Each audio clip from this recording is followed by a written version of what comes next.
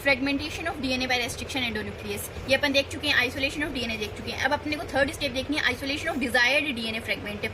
अब अपने ने पूरा डीएनए, अपने ने डीएनए को क्या किया, पहले अपने ने डीएनए को आइसोलेट कर लिया कि ये है मेरा डीएनए, इसको मैंने आइसोलेट कर लिया पूरे में से। अब फिर मैंने क्या किया, मुझे ये वाला फ्रेगमेंट चाहिए था, मैंने उसको कट कर लिया। अब मेरे पास पूरे डीएनए फ्रेगमेंट ही फ्रेगमेंट, मेरे को ये वाला फ्रेगमेंट में आइसोलेट किससे करूँ, तो isolation of desired DNA fragment, ये हम किसके थ्रू पढ़ते हैं, जेल इलेक्ट्रोफोरेसिस के थ्रू। अब आपको जेल इलेक्ट्रोफोरेसिस डायरेक्ट एनसीईआरटी से समझ में आ जाएगा। ये देखिए, the cutting of DNA by restriction endonuclease results in the fragments of DNA.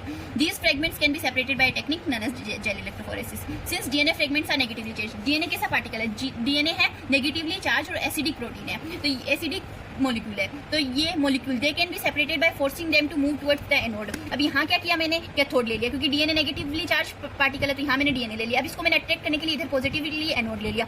DNA यहाँ से यहाँ दौड़ता हुआ जाएगा, किसकी प्रेजेंस में, इलेक्ट्रिक फील्ड की प्रेजेंस में। ये जो आपने जो बेड लिया है, ये किसका, एगरोस जेल का बेड है। एगरोस जेल जो क्या है, natural polymer extracted from seaweeds.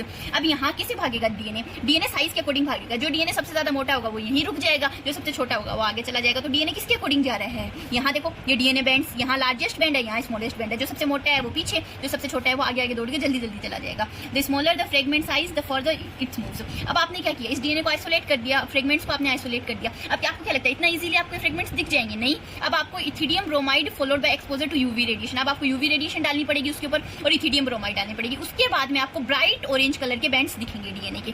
अब आपको क्या करना है, इनको इसको जेल पीस से आपको अलग से एक्सट्रैक्ट कर लेना है। उसे क्या कहते हैं, टेक्निक को elution. The DNA fragment purified in this way are used in constructing recombinant DNA by cloning them with cloning vectors. अब आप यहाँ देखिए, शॉर्ट में फटाफट रिवाइज करा देती हूँ। Isolation of desired DNA fragment gel electrophoresis के थ्रू होते हैं। मैट्रिक्स बेड किसका होता है, गेरोस का होता है, जो natural polymer obtain from seaweeds. Red algae, DNA negatively charge है, एसिडी का, तो किसकी तरफ होगा, इधर मैंने लगा दिया कैथोड जो क्या होती है नेगेटिवली चार्ज, और इधर मैंने लगा दिया एनोड जो क्या होती है पॉजिटिवली चार्ज। इलेक्ट्रिक फील्ड की प्रेजेंस में भागेगा। साइज, इसे क्या बोलते हैं, साइज के अकॉर्डिंग, मोटा वाला अभी बताया ना मैंने, मोटा वाला पीछे रह जाएगा और छोटा वाला आगे चला जाएगा। Size saving effect. Ethidium bromide डालेंगे, ब्राइट ऑरेंज कलर के बैंड अपने को यूवी लैंप की प्रेजेंस में दिखेंगे। जिस टेक्निक से अपन इसको सेपरेट कर लेंगे, उसको अपने फ्रेगमेंट को अपन ले आएंगे बाहर, उसे क्या कहते हैं, इल्यूशन। इल्यूशन और स्पूलिंग में कंफ्यूज मत होना।